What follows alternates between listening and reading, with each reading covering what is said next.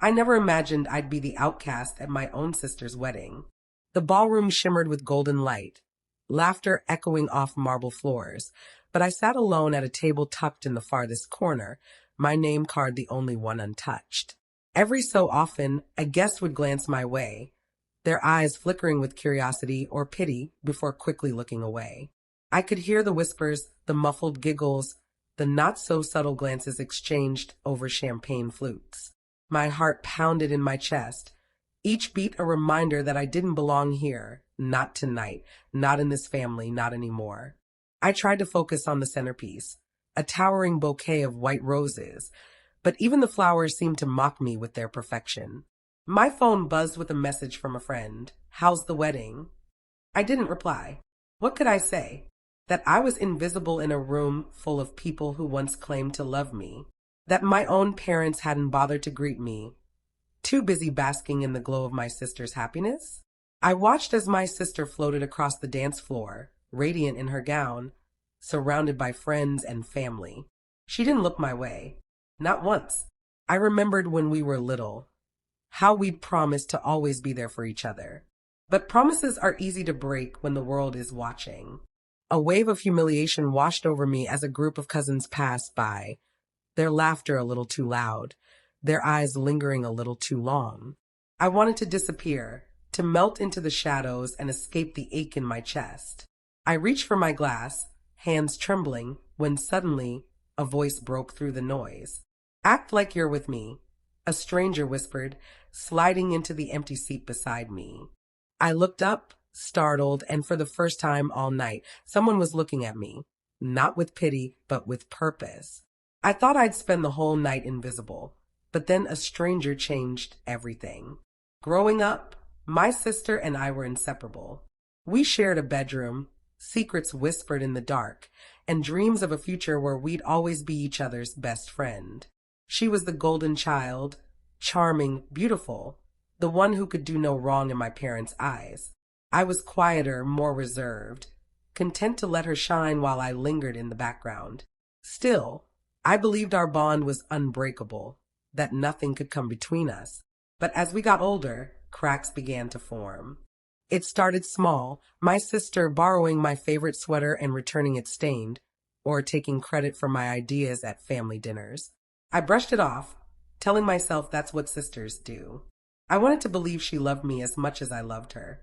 I wanted to believe my parents saw us as equals, even when their praise always seemed to land on her shoulders. The real shift happened the summer before her engagement. I just landed my first real job, and for once, I felt like I had something to celebrate.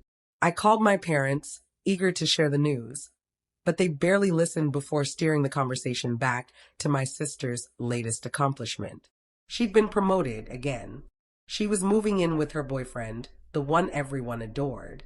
My news faded into the background, forgotten before it even had a chance to matter. Still, I tried. I showed up for her always.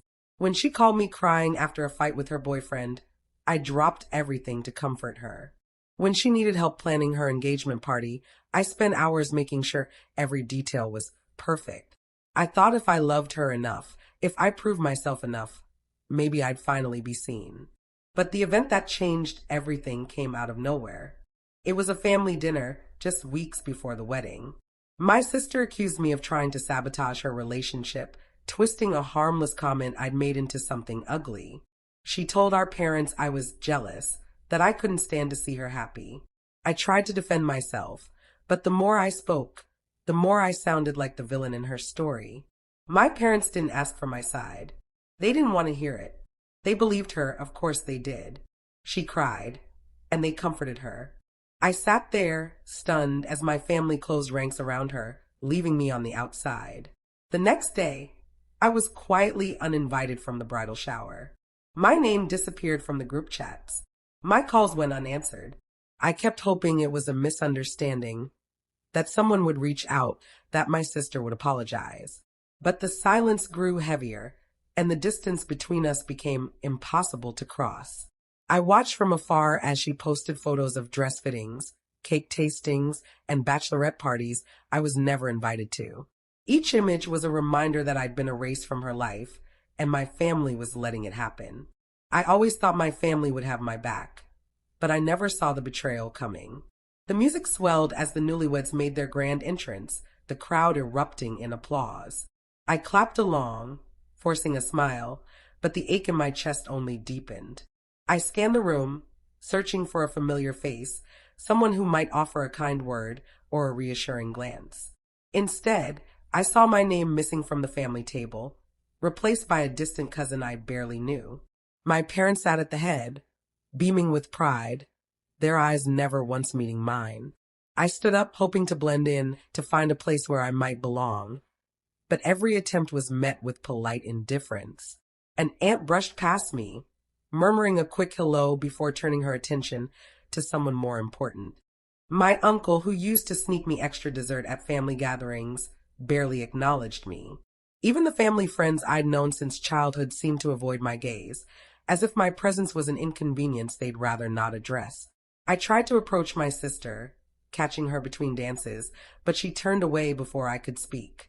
Her friends circled around her, laughing and whispering, their eyes flickering to me with thinly veiled amusement. I felt like a ghost, haunting the edges of a celebration that was never meant for me. The final blow came when the photographer began gathering the family for pictures. I hovered nearby, waiting for my turn, but my name was never called. My mother glanced at me, her expression unreadable, before turning back to the group. I watched as they posed, arms linked, smiles wide. A perfect family portrait with a glaring empty space where I should have been. Humiliation burned in my cheeks.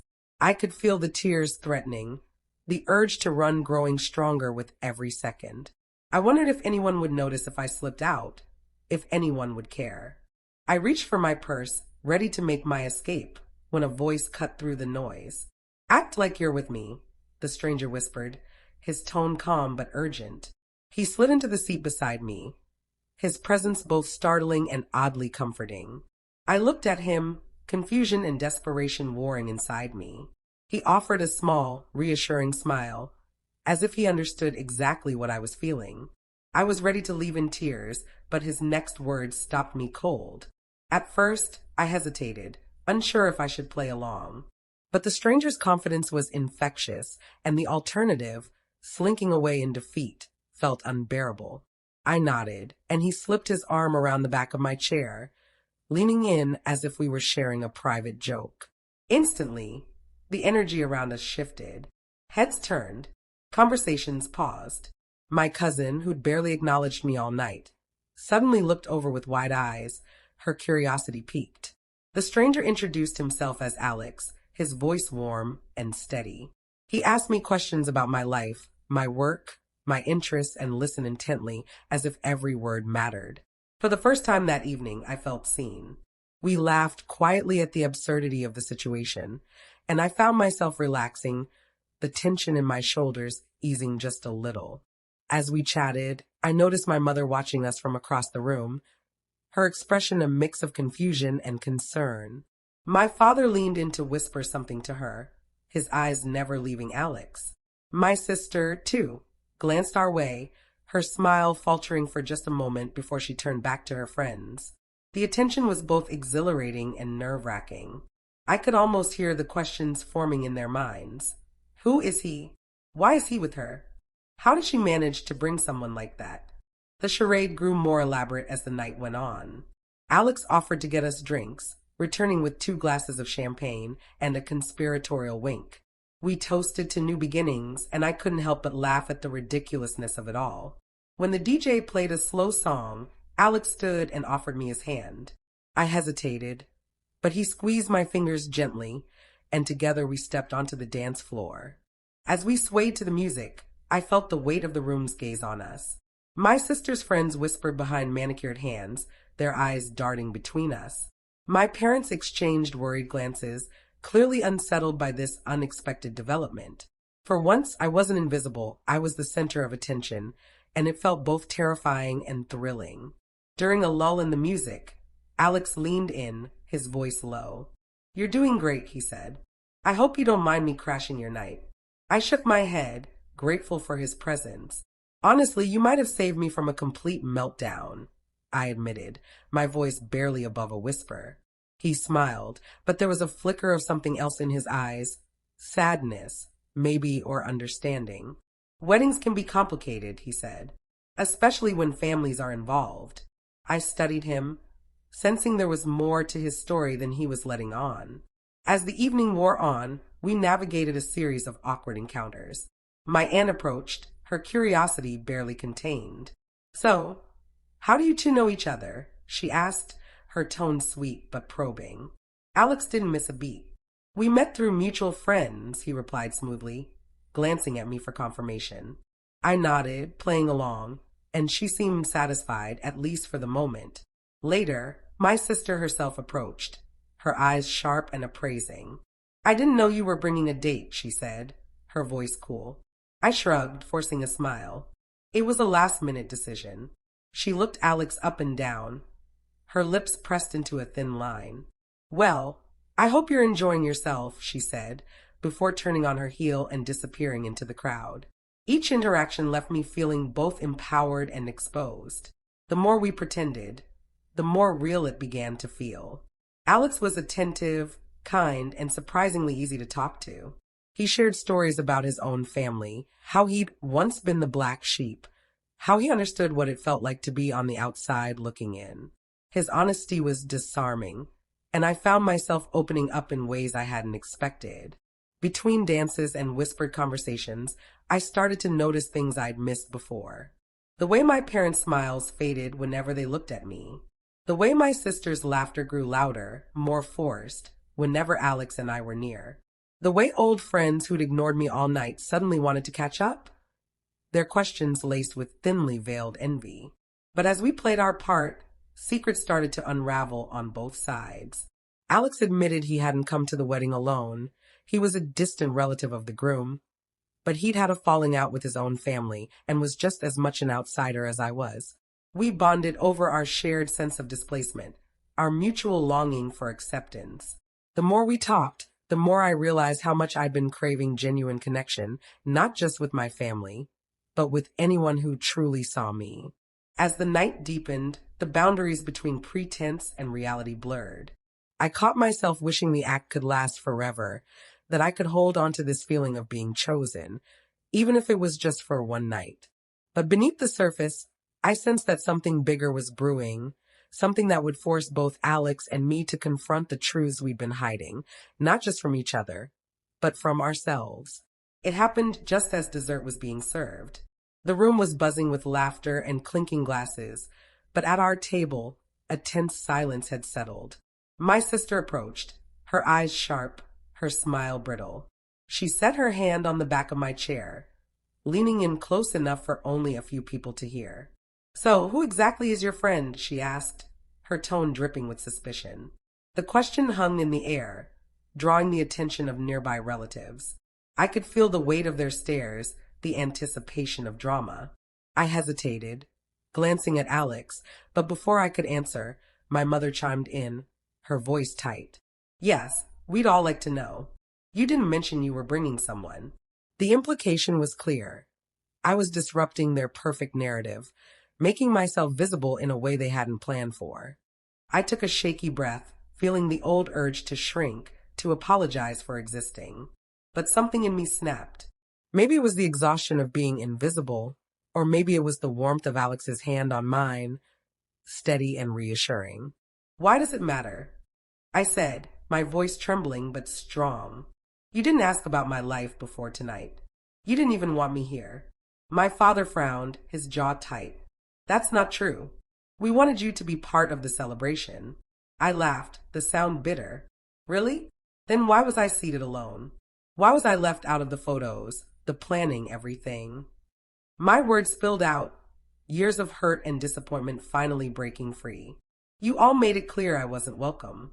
I've spent months wondering what I did wrong, why I wasn't enough." The table fell silent. My sister's face flushed, her eyes darting away. For a moment, I thought she might apologize, but instead, she doubled down. "You always make everything about you. This is my day and you're trying to ruin it." Her words stung, but I refused to back down. Alex squeezed my hand, then turned to face my family. If anyone's ruining this day, it's not her. You've treated her like an outsider, and it's not right. His voice was calm but firm, and the room seemed to shrink around us. I know what it's like to be pushed aside by your own family. I'm not just a random guest. I'm related to the groom. But I almost didn't come tonight because I knew I'd be treated like I didn't belong. A ripple of surprise moved through the table. My parents looked at Alex, then at me, uncertainty flickering in their eyes. Sometimes, Alex continued, the people who are supposed to love us the most are the ones who hurt us the deepest. But that doesn't mean we have to accept it. I looked at him, gratitude swelling in my chest. For the first time, I realized I wasn't alone in my pain. His confession changed everything. The truth was out, raw and undeniable. I met my sister's gaze, no longer pleading for acceptance, but demanding respect. I'm done apologizing for who I am, I said quietly. If you can't accept me, that's your loss, not mine. A hush fell over the table, the kind that makes every breath feel heavy. My sister's eyes darted between Alex and me, her composure slipping. My parents looked stunned, as if they'd just realized the world was spinning in a direction they couldn't control. For a moment, I almost felt sorry for them, almost. Alex cleared his throat, his gaze steady. There's something else you should know, he said, his voice carrying across the table. I'm not just a distant guest. I'm Mark's cousin on his mother's side. The words landed like a thunderclap. My mother's hand flew to her mouth. My father's eyes narrowed, searching his memory for a connection. You're Anna's son, my father asked, disbelief coloring his tone. Alex nodded. Yes, and I know what it's like to be left out, to be treated like you're not really family. My mother and I were never invited to holidays after the divorce. Mark and I grew up together, but when the family split, I became invisible. I came tonight because Mark asked me to, but I almost didn't. I didn't want to feel that pain again. He looked at me, his eyes softening. But then I saw you and I recognized that look. I knew exactly how you felt. The room seemed to shrink, the air thick with unspoken truths. My sister's face paled, her bravado crumbling. You never told me any of this, she whispered, her voice small. Alex shrugged. You never asked. I felt a surge of courage, a clarity I hadn't known I possessed. I stood, my hands trembling but my voice clear. All my life, I tried to be what you wanted. I tried to be the perfect daughter, the perfect sister. But it was never enough. You made me feel like I was a burden, like I was always one mistake away from being cast out. And when I needed you most, you turned your backs on me. My mother's eyes filled with tears, but I pressed on. You let her accuse me of things I never did. You believed her without question. You erased me from your lives, and I let it happen because I thought I deserved it. But I don't. I deserve better. I deserve to be loved for who I am, not for who you want me to be. My father tried to interrupt, but I held up a hand. No, you need to hear this. I'm done pretending. I'm done begging for scraps of affection. If you can't accept me, then I'll find people who will. The silence was deafening. My sister looked away, her shoulders shaking. My mother reached for me, but I stepped back. I'm not angry anymore, I said softly. I'm just done. Alex stood beside me, his presence a quiet strength. Families aren't supposed to make you feel small, he said, his voice gentle but firm. They're supposed to lift you up. If they can't do that, then maybe it's time to build something new. The words hung in the air, echoing through the room. I looked around, seeing my family not as the perfect unit I'd always longed for, but as flawed, wounded people who couldn't give me what I needed.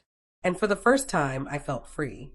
In that moment, everything I thought I knew about my family and myself was shattered. But in the ruins, I saw the possibility of something better. Not just for me, but for anyone who's ever felt alone in a room full of people who are supposed to love them. The rest of the evening passed in a blur. Conversations quieted as people processed what had happened, the energy in the room shifting from celebration to uneasy reflection. I felt raw, exposed, but also strangely light, as if a weight I'd carried for years had finally been lifted. My parents kept their distance, uncertain and subdued, while my sister disappeared into a crowd of friends, her laughter now hollow and forced. But not everyone turned away. My younger cousin, who'd always looked up to me, slipped over and squeezed my hand, her eyes shining with understanding. An aunt I hadn't spoken to in years hugged me tightly, whispering that she'd always admired my strength. Even a few of my sister's friends offered quiet words of support, their faces soft with empathy. For the first time, I saw that not everyone in my family had chosen sides. Some had simply been waiting for someone to speak the truth. Alex stayed by my side, his presence a steady comfort. We found a quiet corner away from the noise, and he smiled at me, gentle and proud. "You did something brave tonight," he said. "You stood up for yourself. That's not easy, especially with family." I nodded, emotion thick in my throat. I always thought I needed their approval to be happy. But maybe I don't. He squeezed my hand, his eyes kind. "You don't. You're enough just as you are. And you're not alone, not anymore." His words settled over me like a balm, soothing old wounds I'd almost forgotten how to heal. For the first time, I realized I didn't need their approval to be happy. I could choose myself. I could choose the people who saw me, who valued me, who loved me for who I truly was. And in that moment, surrounded by the ruins of old expectations, I began to believe that healing was possible. Months have passed since my sister's wedding, but the memory of that night still lingers, sharp and bittersweet, like the aftertaste of something I once craved, but no longer need. I look back on it now not with regret, but with gratitude. That night was the end of one story and the beginning of another, one where I finally learned to put myself first. I've built a new life, piece by piece. I moved into my own apartment, decorated with colors and art that make me feel alive. I started saying yes to things that scared me, new friendships, new hobbies, even new love. Alex and I kept in touch, our bond deepening into something real and lasting. He became a reminder that sometimes the people who understand us best are the ones who find us when we least expect it. My relationship with my family is different now. There are still awkward silences and unspoken hurts, but I no longer let their approval define my worth. I've learned to set boundaries, to speak up for myself, and to forgive, not for their sake, but for mine. Healing isn't a straight line, but every day I feel a little lighter, a little more myself. I've also discovered a quiet strength I never knew I had. I'm not afraid to be alone anymore, because I know I'm not truly alone. I've found my people, the ones who see me, who celebrate my victories and hold me through my losses. I've learned that family isn't just about blood. It's about love, respect, and the courage to show up for each other, even when it's hard. If you've ever felt alone in a room full of people, remember, sometimes the right stranger can change your story forever. And sometimes that stranger is just the beginning of finding your way back to yourself.